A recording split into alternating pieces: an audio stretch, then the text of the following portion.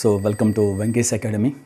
So today program especially for the SI mains language.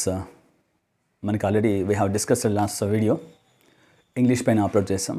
Today ఈరోజు on the behalf of the aspirants those who are preparing for the SI for their request that I am going to upload today program especially SI మెయిన్స్లో language మనకి తెలుగు ఎలా ఉంటుంది, syllabus ఎలా ఉంటుంది, content మనం దేని మీద ప్రిపేర్ అవ్వాలి, సో ఎన్ని మార్క్స్కి ఉంటుంది, ఎంత టైమింగ్, కాంపోజిట్ టైం ఎంత, నెక్స్ట్ ఈజీగా మనకి స్కోరు దేనిపైన వస్తుంది, సో మొత్తం ఎన్ని కంటెంట్స్ ఉన్నాయి, ఇవన్నీ మనము we are going to discuss.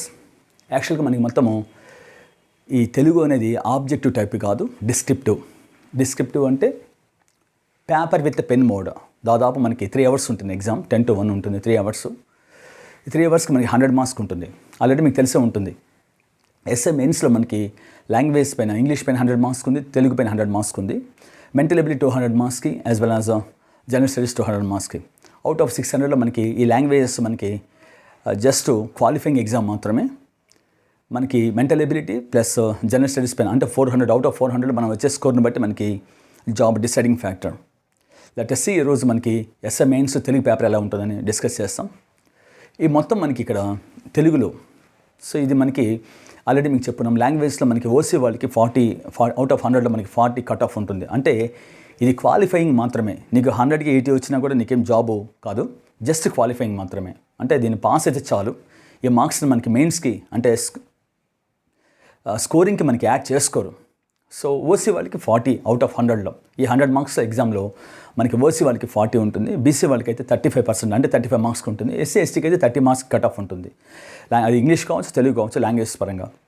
Next ఇక్కడ మనకి ఎన్ని కంటెంట్స్ ఉంటాయి ఓవరాల్గా, టోటల్ కంటెంట్స్ అన్నీ ఉంటాయంటే 6 కంటెంట్స్ ఉంటాయి అంతే. డిస్క్రిప్టివ్ పేపర్ విత్ పెన్ మోడ్తో పేపర్ ఇస్తారు, క్వశ్చన్ పేపరు, దానికి మనము పేపర్ విత్ పెన్తో రాస్తాం. సో కాబట్టి ఇది పేపర్ విత్ పెన్ మోడ్ అంటారు. ఇది మొత్తం మనకి 6 కంటెంట్స్ ఉన్నాయి. ఆ 6 కంటెంట్స్ ఏంది? ఫస్ట్ వచ్చి లేఖ అంటాం, అంటే లెటర్ రైటింగ్. ఇంగ్లీష్లో మనకి ఏవైతే ఉన్నాయో అదే కాన్సెప్ట్స్ తెలుగులో వస్తాయి అంతే, ఇంకేమి కొత్తగా ఏం రావు. లేఖ అంటే లెటర్ రైటింగ్ అంటాం. ఈ లెటర్ రైటింగ్ పైన మనకి యాక్చువల్గా లెటర్ రైటింగ్ మీకు తెలిసే ఉంటుంది, ఫార్మల్, ఇన్ఫార్మల్. 15 మార్క్స్కి ఇస్తాడు మనకి ఇక్కడ. సో లేఖ ఫార్మల్ అంటే ఏంది, ఇన్ఫార్మల్ అంటే ఏంది? ఫార్మల్ అంటే అఫిషియల్ లెటర్ అంటాం, లేదంటే ఆర్గనైజ్డ్ లెటర్ అంటాం. అంటే నీకన్నా ఉన్నత అధికారులకి ఎవరికైనా నువ్వు ఏదైనా లెటర్ రాయాలంటే సో దాన్ని అఫిషియల్ లెటర్ అంటాం. అలాగే ఇన్ఫార్మల్ లెటర్ అంటే నీ ఫ్రెండ్స్ కానీ, మీ పేరెంట్స్ కానీ, బ్లడ్ రిలేషన్స్ సంబంధించిన కానీ మీ ఫ్రెండ్స్ కానీ రాయాలంటే దాన్ని ఇన్ఫార్మల్ లెటర్ అంటాం. సో ఫార్మల్ ఇవ్వచ్చు, ఇన్ఫార్మల్. జనరల్గా ఏంటంటే ఫార్మల్ ఎక్కువ ఇస్తుంటాడు లేఖపరంగా. నెక్స్ట్ సెకండ్ కంటెంట్ ఏంటంటే మనకి ఈ లెటర్ రైటింగు రాయడానికి, అఫిషియల్ లెటర్ రాయడానికి, ఇన్ఫార్మల్ లెటర్ రాయడానికి డిఫరెన్స్ ఉంటుంది. కొన్ని కామన్ ట్యాక్సెస్, అది వేరే విషయం అనుకోండి. సో మనకి ఎగ్జామ్ పాయింట్ ఆఫ్ వ్యూలో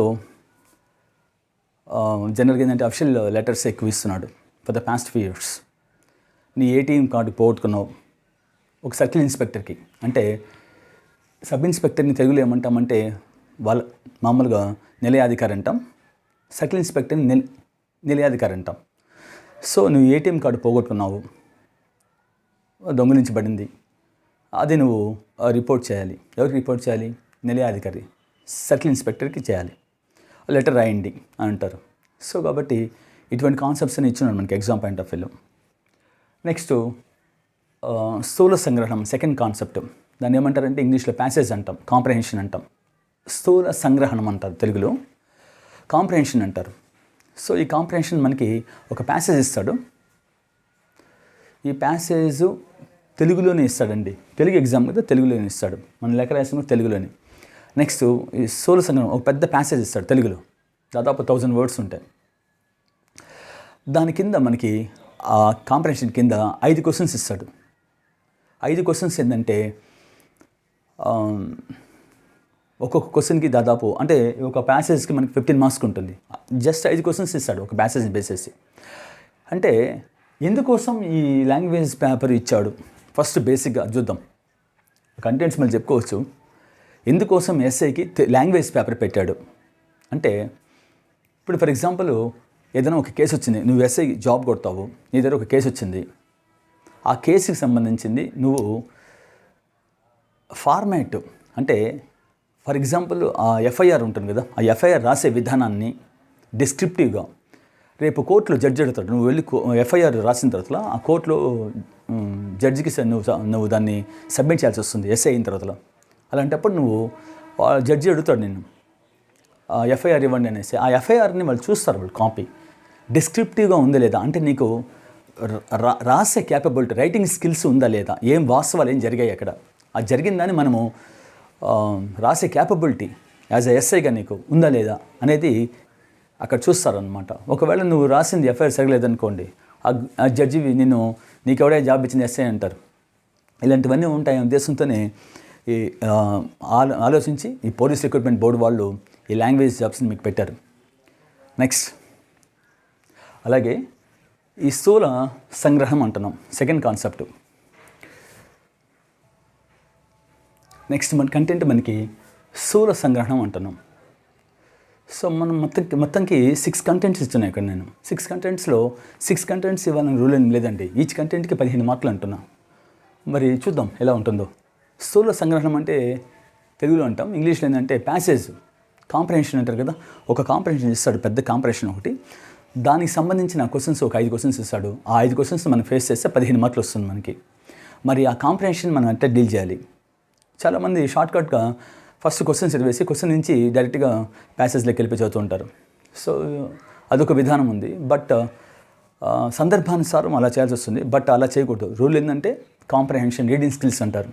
and one more thing, already మీకు చెప్పాను నేను, ఇంగ్లీష్ కావచ్చు, తెలుగు కావచ్చు, రీడింగ్ స్కిల్స్ ఉండాలి ఫస్ట్ అభ్యర్థికి, ఎస్ఐ అనే పర్సన్కి. ఎస్ఐ కానిస్టేబుల్ అంటే అది వేరే విషయం అండి.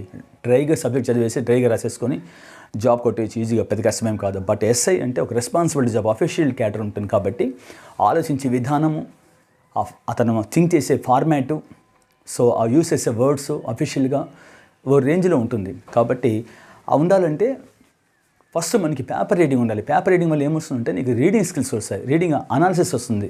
రీడింగ్ అంటే చదివే విధానాన్ని, మనకి భాషా పరిజ్ఞానం వస్తుంది ఫస్ట్. ఎవరితో ఎట్లా మాట్లాడాలని, నెక్స్ట్ ఏం కాన్సెప్ట్ని ఎలా మనము విశదీకరించి రాయాలి అనే కాన్సెప్ట్ నీకు వస్తుంది ఫస్ట్.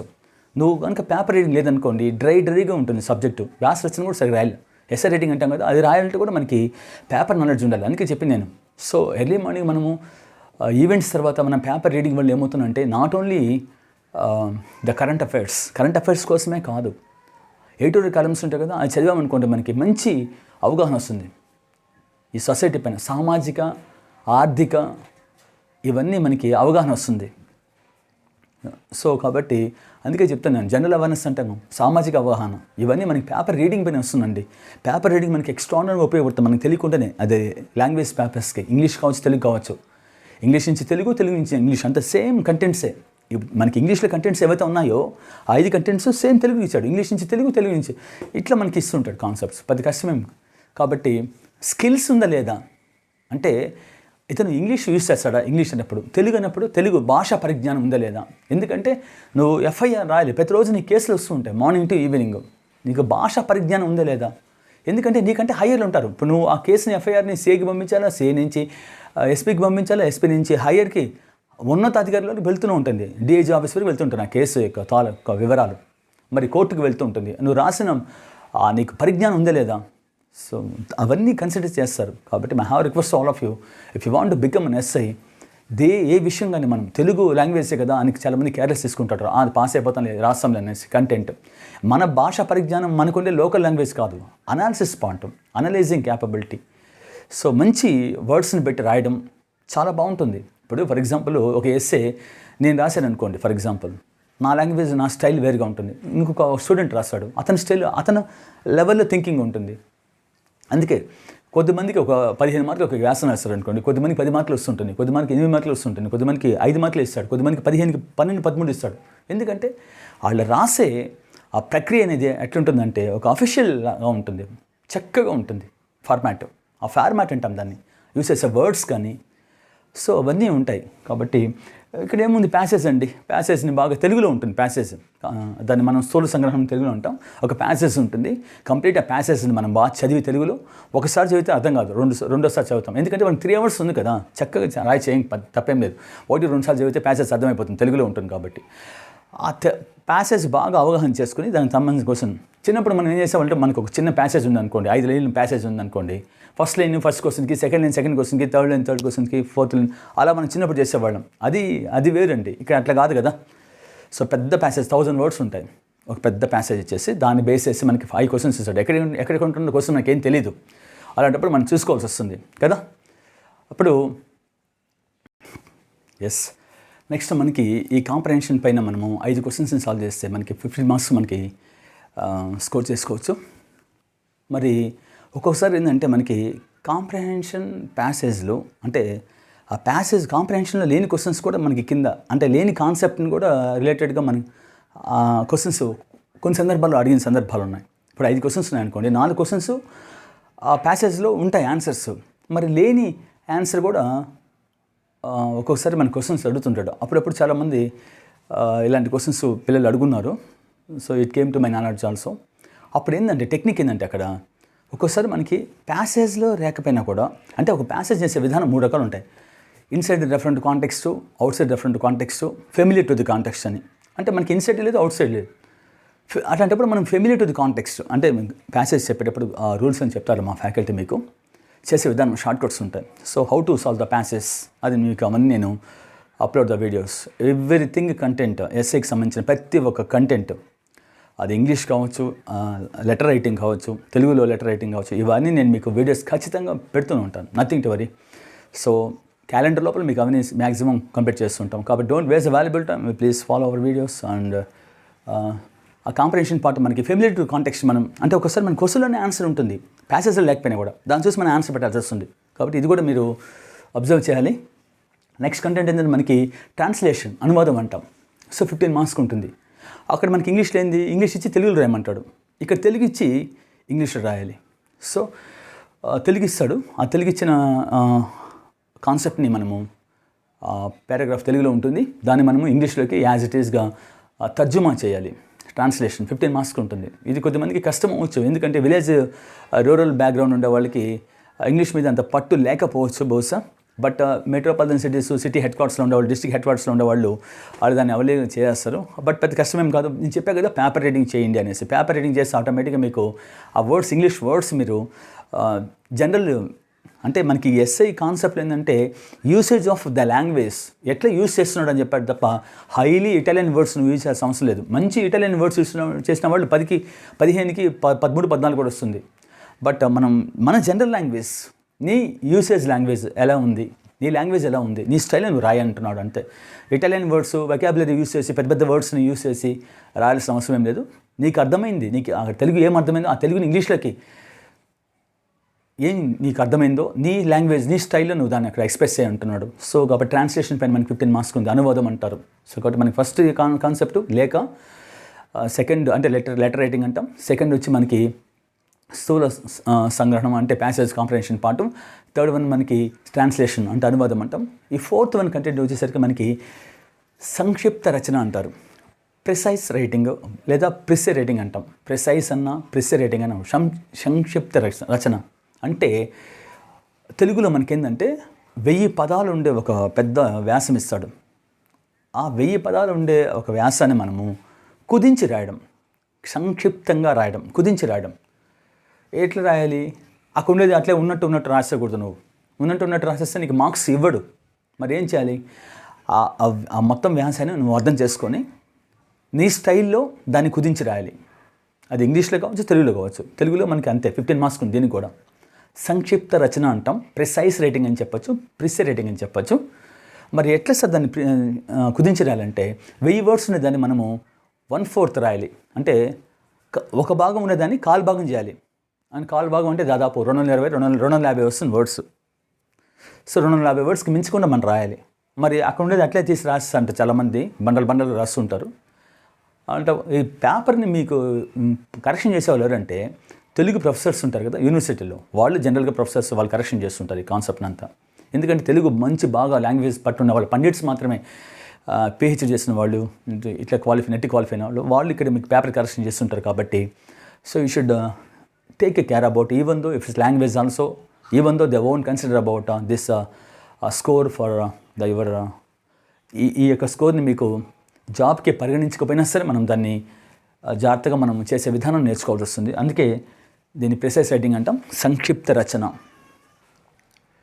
ఈ ప్రిసైజ్ రైటింగ్లో మనము దాదాపు 100%ని 75% తీసేసి 25% రాయాలి. అంటే నీ శైలిలో, నీ స్టైల్లో ఆ 1000 వర్డ్స్ని మనము 250 వర్డ్స్ వచ్చేటట్టు మనం రాసుకోవాలి. అంటే అదే వ్యాసం అక్కడ ఏదైతే ఉందో అదే కొంతమంది తీసి రాస్తూ ఉంటారు కూర్చొని. అట్లా కాదు, అది అర్థం చేసుకొని నీ స్టైల్లో నువ్వు సపరేట్గా ఓన్ కంటెంట్తో రాయాల్సి వస్తుంది. And one more thing, title కూడా ఇవ్వాల్సి వస్తుంది దీనికి. ఈ ఏదైతే ప్యాసేజ్ ఇచ్చాడో ఆ ప్యాసేజ్కి టైటిల్కి మార్క్స్ ఇస్తాడు ఎక్కువగా. టైటిల్ మీద డిపెండ్ అయి ఉంటుంది. సో కాబట్టి centre point of view, centre idea అంటారు. సెంట్రల్ ఐడియా అంటే ఈ మొత్తం వ్యాసము దేనికి సంబంధించింది, ఏ కంటెంట్కి సంబంధించింది అనేది మనము క్యాచ్ చేసి దానికి ఇవ్వగలిగితే, దానికి టైటిల్ ఇవ్వగలిగితే టైటిల్కి మ్యాక్సిమం 3 to 4 మార్క్స్ ఇస్తుంటాడు ఒక్క టైటిల్కి మాత్రమే.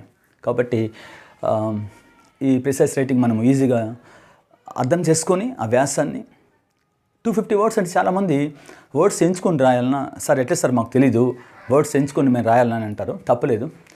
జనరల్గా ఏంటంటే ఇప్పుడు A4 పేపర్ ఉంది, ఫ్రంట్ బ్యాక్ ఆ రెండు కలిస్తే 200 వర్డ్స్ వస్తుంది దాదాపు. ఇంకా 50 వర్డ్స్ అంటే ఎంత, ఇంకొక 1/4 పేపర్ వస్తుంది. అంటే దాదాపు 2.5 పేజ్ వస్తుంది. దాదాపు 2.5 పేజ్కి మనం క్లియర్ చేసేవచ్చు. కాబట్టి కొంతమంది లెటర్స్ చిన్నది రాసేవాళ్ళు ఉంటారు. చిన్నది రాసేవాళ్ళు ఉంటే ఫ్రంట్ బ్యాకే సరిపోతుంది. సో A4 పేపర్ సరిపోతుంది. కాబట్టి నువ్వు వర్డ్స్ని ఎంచుకోవాల్సిన అవసరం లేదు, నీ జనరల్గా రాసే సరిపోతుంది, పేపర్ని బట్టి సరిపోతుంది. That is about precise writing. 15 మార్క్స్కి ఉంటుంది. నెక్స్ట్ కంటెంట్ మనకి ఏంటంటే వ్యాస రచన అంటున్నాం. సో ఈ వ్యాస రచన మనకి దాన్ని ఏమంటారంటే ఎస్సే రైటింగ్, డిసైడింగ్ ఫ్యాక్టర్. 40 మార్క్స్కి ఉంటుంది. సో ఈ వ్యాస రచన మనకి 40 మార్క్స్కి ఉంటుంది దాదాపు. హియర్ ఎస్సే రైటింగ్ అంటాం. ఈ ఎస్సే రైటింగ్ మనకి ఎలా ఉంటుంది కంటెంట్, ఇక్కడ మనకి 2 ఎస్సేలు రాయాల్సి వస్తుంది.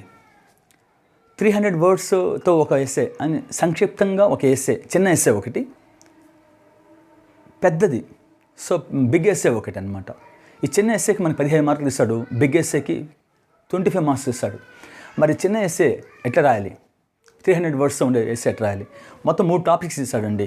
3 టాపిక్స్లో మనం ఒకటి రాయాల్సి వస్తుంది, అది 15 మార్కులకి ఇస్తాడు. అలాగే ఇక్కడ కూడా బిగ్ వన్ ఇస్తాడు ఎస్సే, 3 టాపిక్స్ ఇస్తాడు. ఇక్కడ కూడా 3 ఎస్ఎస్ ఇస్తాడు. ఆ 3 ఎస్ఎస్లో మనం ఒకటి చూసేసుకోవాలి. అంటే మొత్తం కలిపి మనకి ఈ 3 ఒకటి రాయాలి, ఇక్కడ 3 ఒకటి రాయాలి. సో మనకి 6 ఆప్షన్స్ ఉంది. 6 ఓవరాల్గా చిన్నది పెద్దగా కలిపి మొత్తం 6 ఇస్తాడు, మొత్తం 40 మార్క్స్కి. ఈ ఎస్ఏ రైటింగ్ రాయడం అనేది స్వతహాగా పేపర్ రీడింగ్ వల్ల వచ్చేస్తుంది. జనరల్గా చాలామంది అంటే ఎలాబరేట్ చేసి రాయడం, ఒక చిన్న కాన్సెప్ట్ని మనం ఎలాబరేట్ చేసి చక్కగా రాయడం, అనాలిసిస్ చేసి, దీన్ని డివిజన్స్ మెథడ్ అంటారు. ఎస్ఏ రాయడానికి ఒక 20 ఎస్ఎస్ జనరల్గా ఏంటంటే ఎగ్జామ్ పాయింట్ ఆఫ్ వ్యూలో నాకు తెలిసి స్టూడెంట్స్ ఒక 20 ఎస్ఎస్ స్టాండర్డ్గా నేర్చుకోబోయి బట్టి రాసేస్తూ ఉంటారు. అది బట్టి రాసేది అఫ్కోర్స్ బట్టి పట్టడం అనేది మనకి చిన్నప్పటి నుంచి అలవాటు అయిపోయింది, అది వేరే విషయం అనుకోండి. బట్ స్వతహాగా కొంతమంది రాస్తూ ఉంటారు పేపర్ రీడింగ్ చేసి, మంచి అనాలిసిస్. అంటే నువ్వు రాసే format, SA writing first format ఉండాలి. డివిజన్స్ మెథడ్ అంటారు కొద్దిమంది, నేను చెప్తానండి వ్యాసం రాసేటప్పుడు. మరి వ్యాసం ఎట్లా రాయాలి మనము, దేనిపైన ఇస్తుంటాడు జనరల్గా ఎన్నో రకాల కాన్సెప్ట్స్, టాపిక్స్ ఇస్తుంటాడు. డిజాస్టర్ మేనేజ్మెంట్ పైన ఇస్తుంటాడు, బర్నింగ్ టాపిక్స్ పైన ఇస్తుంటాడు, పాలిటిక్స్ సంబంధించిన క్వశ్చన్స్ ఇస్తుంటాడు. Caste, for example caste politics, దానిపైన మీరు మీ యొక్క అభిప్రాయాలు వెలిబుచ్చిందని అంటాడు. లేదు అంతర్జాతీయ జల వివాదాలు, ఇప్పుడు ఫర్ ఎగ్జాంపుల్ చైనా మనకి, లేదు పాకిస్తాన్ మనకి, అట్లా. అలాగే రాష్ట్రీయ జల వివాదాలు, ఈ Kaveri disputes, water disputes, Godavari disputes, Telangana Maharashtra, లేదు ఏపీ తెలంగాణ, ఇటువంటివి వ్యాసం we have to write essay 300 words సంబంధించింది. Next about this essay writing, అందరు రాస్తూ ఉంటారండి. జనరల్గా రాసే విధానంలో కొద్దిమంది ప్రణాళికగా మంచి ప్లాన్డ్గా రాస్తారు, మంచి వర్డ్స్ని యూజ్ చేసి రాసే విధానంలో చక్కగా రైటింగ్ స్కిల్స్ ఉంటాయి కొద్దిమందికి. కొద్దిమంది యావరేజ్ రాస్తుంటారు, కొద్దిమంది సుత్తంతా రాస్తూ ఉంటారు, చెత్త రాసినప్పుడు వాళ్ళు దానికి మార్క్స్ ఇవ్వరు, చూసి పక్కన మార్క్స్ కట్ చేసేస్తారు తక్కువ. అంటే పేపర్ రీడింగ్ మీదే నీకు ఈ రైటింగ్ స్కిల్స్ అనేవి వస్తాయి. చాలా బట్టి చదువుకోబోతుంటారు చాలామంది. ఒక 20 స్టాండర్డ్ నేర్చేసుకుంటారు. ఇప్పుడు ఫర్ ఎగ్జాంపుల్ దేనిపైన ఇస్తుంటాడు మనకు జనరల్గా అంటే జనరల్ డిజాస్టర్ మేనేజ్మెంట్ పైన, అంటే ఒక సామాజిక సొసైటీ పైన ఒక మంచి అవగాహన నీకు వచ్చేటట్లు నువ్వు ఏదైనా వాళ్ళకి సజెషన్స్ ఇచ్చేటట్టు రాయమంటాడు. అది ఏదైనా కావచ్చు. ఇప్పుడు ఫర్ ఎగ్జాంపుల్ నువ్వు ఒక ఎస్ఐ అయ్యావు. ఇప్పుడు ఫర్ ఎగ్జాంపుల్ కరోనా పాండమిక్ ఉంది, సోషల్ డిస్టెన్స్ని ఎట్లా మెయింటైన్ చేస్తావు, నువ్వు నిలయాధికారిగా ఉండే నీ పరిధిలో ఉండే ఏ ఏరియాలో నువ్వు ఎస్ఐగా ఉండి ఎలా చేస్తావు దాన్ని విశదీకరించండి అని చెప్పేసి అంటాడు. ఎన్నో ఉన్నాయి కాన్సెప్ట్స్. ఫర్ ఎగ్జాంపుల్ అదే మామూలుగా గ్రీన్ రెవల్యూషన్ పైన నీ అభిప్రాయాలు చెప్పండి అనేసి అంటాడు. నెక్స్ట్ స్కీమ్స్ ఉన్నాయి, ప్రభుత్వ సంస్కరణలు. ఈ స్కీమ్స్ పైన నీ అభిప్రాయం ఏందంటాడు. సో ఎన్నో తీసుకొని వస్తాడు కాన్సెప్ట్. మానిటోరియం పైన, ఇంటర్నేషనల్ మానిటోరియం పైన, ఈ ఎకానమీకి సంబంధించిన మానిటోరియం పైన, దానిపైన నీ అభిప్రాయాలు ఏంటంటాడు. ఎన్నో క్వశ్చన్స్ మనకి జనరల్గా ఈ వ్యాసరచన నడుతుంటాడు. అంటే ప్రతి ఒక్కదాన్ని మనం బట్టి నేర్చుకోలేము. జనరల్గా నువ్వు పేపర్ రీడింగ్ చదువుతుంటే కరెంట్ టాపిక్స్, బర్నింగ్స్, అది అంతర్జాతీయ స్థాయిలో కావచ్చు, జాతీయ స్థాయిలో కావచ్చు, రాష్ట్ర స్థాయిలో కావచ్చు, మనకి ఏదైతే ఇప్పుడు ఒక సమస్య అనేది ఉందో ఆ సమస్యని నువ్వు ఎట్లా, ఇప్పుడు ఫర్ ఎగ్జాంపుల్ మనకి ప్రజెంట్ ఇప్పుడు కరోనా పాండమిక్, ఈ పాండమిక్ దీని యొక్క ఎందువల్ల ఈ వ్యాధి, దీనిపైన వ్యాధి పైన మనకి అడగచ్చు వ్యాసరచన. నెక్స్ట్ ఇది ఆర్థిక వ్యవస్థ మీద ఎంత కరోనా తీవ్రత యొక్క ఈ వైరస్ డిసీజ్ వల్ల ఆర్థిక వ్యవస్థ ఎలా కుంటుపడింది, దాన్ని ఆర్థిక వ్యవస్థను డెవలప్ చేయాలంటే నువ్వేం చేస్తావు సంస్కరణలు, ఇలాంటివన్నీ ఎన్నో ఉన్నాయి కాన్సెప్ట్స్. జన్ధన్ యోజన పథకము, లేదా బేటీ పడావో బేటీ బచావో, నెక్స్ట్ ఇలా ఇంకా స్వచ్ఛ భారత్, ఇట్లాంటివి ఎన్నో కాన్సెప్ట్స్ ఉన్నాయి. ఎన్నో కాన్సెప్ట్స్ మీద మనకి జనరల్గా అడుగుతూ ఉంటాడు. కాబట్టి ఆ రాసే విధానం ఫస్ట్ మనం రాయాలంటే ఫస్ట్ మనం రీడింగ్ స్కిల్స్ ఉండాలి. ఆ రీడింగ్ స్కిల్స్ డెవలప్ చేసుకుంటేనే కాన్సెప్ట్ నువ్వు ఆ ఎస్ఏ రైటింగ్ చేసే క్యాపబిలిటీ నీకు ఉంటుంది. కాబట్టి 300 వర్డ్స్ అంటే 300, అంటే ఎస్ఏ రాసేటప్పుడు దాన్ని ఏంటంటే రాసే విధానంలో కొంతమంది జాతీయాలు, అంటే సొంత వాక్యాలు అంటాం కదా మనం, కొన్ని ప్రావర్బ్స్ యూస్ చేస్తుంటారు కొంతమంది. యూసేజెస్ ఫ్రేజల్ వర్బ్స్ అంటాం. ఫ్రేజల్ వర్బ్స్ అంటే జాతీయాలు. అంటే రాసే విధానంలో ఒక మంచి ఎగ్జాంపుల్స్ రాసి దానికి తగ్గట్టుగా నువ్వు రాసిన దానికి ఒక ఎగ్జాంపుల్స్, మంచి నీట్గా ఉండే ఎగ్జాంపుల్స్, నిజంగా జరిగిన ఎగ్జాంపుల్స్ను కనుక విశదీకరించగలిగితే ఎఫెక్టివ్గా ఉంటుందన్నమాట రాసే విధానం. చాలామంది రాసే విధానం చాలా బాగుంటుంది. ఏదైనా ఒక పాయింట్ చెప్పారనుకోండి, ఆ పాయింట్ తగ్గట్టుగా ప్రూవ్ చేసే విధంగా ఇంకొక పాయింట్ రాస్తారు. ఇది ఈ విధంగా జరిగింది, దీనికి ఇది ప్రూవ్ చేస్తున్నామని చెప్పేసి అన్నట్టుగా హెన్స్ ప్రూవ్ అనేసి అంటూ ఉంటారు మామూలుగా. అలాగే మనము ప్రావర్బ్స్ ఉన్నాయి. ప్రావర్బ్స్ అంటే సొంత వాక్యాలు. ప్రావర్బ్స్ అంటే సామెతలు అంటారు. సామెతలు ఇప్పుడు ఫర్ ఎగ్జాంపుల్ మనమే తీసుకుంటాం. ఇప్పుడు ఫర్ ఎగ్జాంపుల్ ప్రపంచం మొత్తం కరోనాతో పోరాడుతుంది, ఆక్సిజన్తో పోరాడుతుంది, కరోనా సమస్యతో పోరాడుతుంటే ఇప్పుడు మన బాధ ఏంది? నిరుద్యోగులం, అన్ఎంప్లాయ్మెంట్. ఎస్ఐ రిక్రూట్మెంట్ ఎప్పుడు పడుతుంది, పోలీస్ రిక్రూట్మెంట్ ఎప్పుడు పడుతుంది. నాకు I'm getting so many messages from this guys those who are preparing for example. అదే ఇప్పుడు దాన్ని మన ప్రావర్బ్లో చెప్పచ్చు. ఇల్లు గాలి ఏడుస్తుంటే ఎవరో చుట్టకి నిప్పడిగాడు అంటే ఎవరో అన్న సామెత మనకి. అలాంటి సామెతలన్నీ, ఇట్లాంటి సామెతలు అంటే ఎస్ఏ రైటింగ్లో సామెతలు కూడా మనం రాసామనుకోండి ఎఫెక్టివ్గా ఉంటుంది. మంచి పేపర్ కరెక్షన్ చేసేవాడికి ఒక మంచి అభిప్రాయం వచ్చేస్తుంది, అరే ఇతను ప్రాక్టికల్ మ్యాన్ అన్నట్టు. సో కాబట్టి దీస్ ఆర్ ద టెక్నిక్స్ ఉన్నాయన్నమాట. డివిజన్స్ మెథడ్ అన్నీ చాలా ఉన్నాయి. ఇప్పుడు ఎకానమీ రాసేటప్పుడు మనకి కొన్ని వర్డ్స్ ఉంటాయి. Gross domestic product, GDP rate కానీ, రేటు, సిఆర్ఆర్ రేషియో, ఎకానమీకి సంబంధించిన వర్డ్స్ అన్నీ, national net product, per capita, ఇవన్నీ వచ్చే వర్డ్స్ అనమాట. లింక్ వర్డ్స్ కొన్ని ఉంటాయి. ఆ లింక్ వర్డ్స్ని మనం యూస్ చేసి రాస్తూ ఉంటాం జనరల్ ఎస్ఏలో. కాబట్టి ఎస్ఏ రేటింగ్ మనకి డిసైడింగ్ ఫ్యాక్టర్. 15 మార్కులకి ఒకటి సంక్షిప్తంగా రాయాలి. 300 వర్డ్స్ అంటే 1.5 పేజు, 1 2 3 అంటే 1 2 3 పేజీలు వస్తాయి 300 వర్డ్స్ అంటే. అలాగే ప్రొలాంగ్ చేసి పెద్దది రాసే వ్యాసం ఒకటి అంటే 1000 వర్డ్స్ అనమాట. సో అది మనకి 25 మార్క్స్కి వస్తుంది. చక్కగా మీ పేపర్ రీడింగ్ ఆటోమేటిక్గా మీకు నిలబెట్టేస్తుంది. కాబట్టి దానికోసం మీరు సపరేట్గా బట్టి పడాల్సిన అవసరం లేదు. నెక్స్ట్ లాస్ట్లో మనకి ఇంకో కాన్సెప్ట్ ఏంటంటే, నెక్స్ట్ కంటెంట్ ఏంటంటే, అంటే మనకి పారాగ్రాఫ్ మీ ఎస్ఏ రైటింగ్కి మనకి ప్రావర్బ్స్, ఇడియమ్స్ అండ్ ఫ్రేజెస్ ఇవన్నీ మనము చక్కగా యూస్ చేసి రాసామంటే మంచి స్ట్రెంగ్త్గా ఉంటుంది. సో ఫుల్ మార్క్స్ పడిపోతాయి ఆటోమేటిక్గా. కాబట్టి we can score in SA writing itself only. Next మనకి 6th కంటెంట్. సార్ ఇప్పుడు 15 అంటున్నారు, మొత్తం 115 మార్కులు వస్తాయి కదా అని చెప్పేసి మీకు డౌట్ వస్తుంది. 15 ఇక్కడ 40 మార్క్స్, ఇక్కడికి 60. 100 అయిపోయింది కదా, మళ్ళీ ఇదెందుకు 15 మార్క్స్ అని మీకు డౌట్ రావచ్చు. మొత్తం యాడ్ చేస్తే 115 వస్తుంది. అంటే 115 అంటే 115 కాదండి, 100 మార్క్స్కే అవుట్ ఆఫ్ 6 కంటెంట్స్లో ఏదో ఒక 5 ఇస్తాడు. ఈ 6 ఇవ్వడు, ఏదో ఒకటి ఎక్కడ కొడతాడు. సో ఇప్పుడు ఫర్ ఎగ్జాంపుల్ 2016 పేపర్లో ఒక విధంగా ఇచ్చాడు, 2018 ఒక పేపర్లో ఒక విధంగా ఇచ్చాడు, 2012 పేపర్లో ఒక విధంగా ఇచ్చాడు. కాబట్టి అవుట్ ఆఫ్ 6 కంటెంట్స్లో ఏదో ఒక 5 ఇస్తాడు. ఇది మాత్రం కంపల్ వ్యాస ఎస్సే రైటింగ్. మరి 6-1 వచ్చేసరికి మనకి ఏంటంటే పారాగ్రాఫ్ రైటింగ్ అంటాం. తెలుగులో నివేదిక రచన, పారాగ్రాఫ్ రైటింగ్ అని చెప్పొచ్చు, లేదంటే రిపోర్ట్ రైటింగ్ అని చెప్పొచ్చు. ఇది 15 మార్కులు ఇస్తుంటాడు. అంటే ఒక్కోసారి 10 మార్క్స్ కూడా ఇవ్వచ్చు కంటెంట్. అప్పుడు అనాలిసిస్ మారిపోతాయి. అంటే కంటెంట్స్ ఇవే, దీని మించి ఇవ్వడు. ఇదే కంటెంట్స్ ఎన్నిసార్లు రాయండి మీరు, ఎన్ని పేపర్లు, ఎన్ని ఇయర్స్ అన్న రిక్రూట్మెంట్ పేపర్లు చూడండి, పోలీస్ రిక్రూట్మెంట్ పేపర్ ప్రీవియస్ పేపర్స్లో ఈ 6 కంటెంట్స్ తప్ప ఇంక వేరేదేం లేవు మనకి. కాబట్టి ఇదే. కాకపోతే వెయిటేజ్ 15 నుంచి 10 ఒకసారి అట్లా మార్చిస్తుంటాడు. కాబట్టి 6లో 5 ఇస్తాడు. అది ఏ 5 ఏదైనా కావచ్చు. మరి లాస్ట్ వన్ ఏంటంటే మనకి నివేదిక రచన అంటున్నాం. నివేదిక రచన అంటే ఇంగ్లీష్లో ఏమంటామంటే పారాగ్రాఫ్ రైటింగ్ అనొచ్చు, లేదంటే రిపోర్ట్ రైటింగ్ అని చెప్పచ్చు. ఇది 15 మార్కులకి ఇవ్వచ్చు. మరి ఏం సరే నివేదిక రచన ఎలా ఉంటుంది, ఎలా ఫేస్ చేయాలి మనం అంటే, ఫర్ ఎగ్జాంపుల్ నువ్వు ఒక ఎస్ఐగా ఫర్ ఎగ్జాంపుల్ బందోబస్తు వెళ్తావు, ఏదైనా ఒక ప్రోగ్రాము, మినిస్టర్ ప్రోగ్రామ్ జరుగుతుంది. అక్కడ నీకు ఏదైనా నువ్వు రాయాల్సి, ఇప్పుడు ఫర్ ఎగ్జాంపుల్ నివేదిక అంటే ఫర్ ఎగ్జాంపుల్ ఒక ఫ్రెషర్స్ డే ఉందనుకోండి, ఫ్రెషర్స్ డే ఉంది, కాలేజ్ ఫ్రెషర్స్ డే. ఆ నివేదిక రచన అంటే అర్థమైంది, అసలు ఆ ఫ్రెషర్స్ డేకి ఎవరు సభ అధ్యక్షుడు ఎవరు వహిస్తారు, గెస్ట్ ఎవరు, హానరబుల్ గెస్ట్ ఎవరు, చీఫ్ గెస్ట్ ఎవరు, ఇలా నెక్స్ట్ ప్రారంభోత్సవం ఎవరు చేశారు, అంటే అక్కడ జరిగిన సన్నివేశం ఉంది కదా, పాయింట్ టు పాయింట్ అవన్నీ చక్కగా విశదీకరించి రాయడం.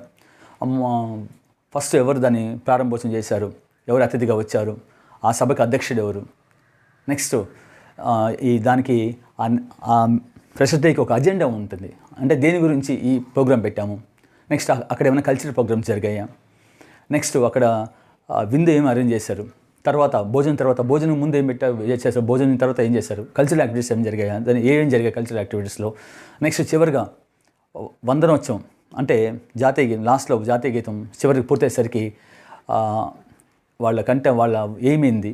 సో ఇవన్నీ అంటే ఏదైనా ఒక ఫర్ ఎగ్జాంపుల్ నువ్వు ఎస్ఏ అవుతావు, ఎస్ఐ అయిన తర్వాత ఏదైనా ఒక మినిస్టర్ ప్రోగ్రామ్ ఉంటుంది, నువ్వు అక్కడ వెళ్తావు, ఆ వెళ్ళిన కార్యక్రమాన్ని ఏం జరిగింది మొత్తం నువ్వు అక్కడ నివేదిక రచన పారాగ్రాఫ్ రైటింగ్ రాసి పెట్టాలి. సో ఆ కంటెంట్ రాసి పెట్టాలి. సో పలానా నేను వెళ్ళాను, నాకాబందీకి వెళ్ళానండి, సో మాకు ఇక్కడ డ్యూటీ వేశారు, ఈ ప్రోగ్రామ్ జరిగిందని చెప్పేసి ఎవరెవరు వచ్చారు ఏమొచ్చారు అని మొత్తం రాసి పెట్టాలి. మీరు ఆన్ రికార్డు రాసి పెట్టాలి బీయింగ్ ఏ ఎస్ఐ.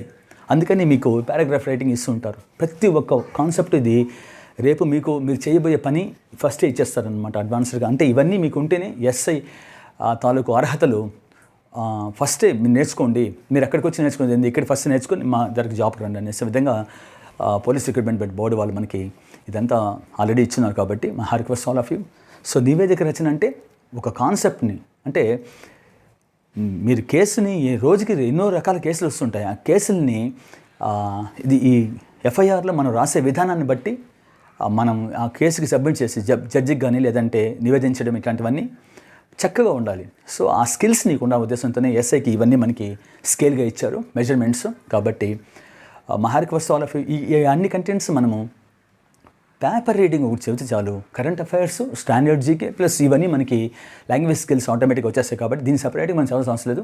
అయినా మేము మీకు వీడియోస్లో shortly that we're going to upload about each one content. మేము ఎస్ఐ రీడింగ్ని ఎలా ఫేస్ చేయాలి, డివిజన్స్ మెథడ్ ఉంటుంది, రకరకాల మెథడ్స్ ఉంటాయి. ఆ మెథడ్స్ని మీకు చెప్తాం. Question to answer, question to passage పోవాలన్నా, ప్యాసేజ్ నుంచి క్వశ్చన్ చేయాలన్నా, చేసే విధానం ఎట్లా, ఇవన్నీ మేము ప్రతి ఒక్కటి మీకు అప్లోడ్ చేస్తాం. My request all of you. So we are commencing the online classes especially for AP Police, Constable and SI. So those who are interested, they can please call for our number. Cell number meeku description lo ichunnam. Please call for our number and you can listen to our classes. Idi memu just videos matram pedtunam. Next మీకు subject పరంగా ఎగ్జాంపుల్స్గా మీకు subject మేము upload చేస్తుంటాం. As well as online classes జరుగుతున్నాయి ఇప్పుడు. Those are interested they can call for the description number from Venky's academy. Pass the message to your friends also. Thanks to all of you from Venky's academy.